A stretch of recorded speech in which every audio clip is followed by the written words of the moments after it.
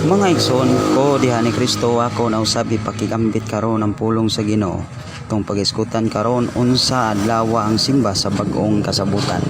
Diha sa pag-aabalaang kasulatan mga igsoon diha sa Mateo 28 sa atong basahon mga igsoon, sa human sa pagkabanhaw ni Kristo ning ipik ang bag-ong kasabutan sa pagsimba.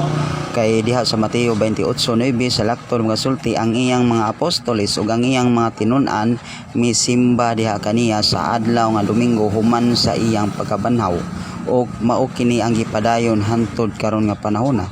Ang tanan nga sumusunod ni Kristo mosimba diha kaniya sa adlaw nga Domingo, ang dili sumusunod dili gayon mosimba diha kaniya.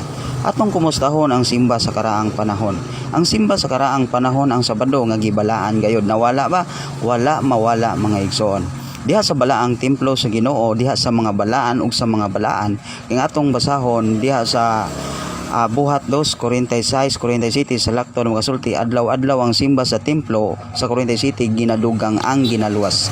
Busa wala mawala ang Sabado, busa taga-adlaw ang simba dito sa templo ug mao kini ang makaluwas nga simbahan nga dunay templo.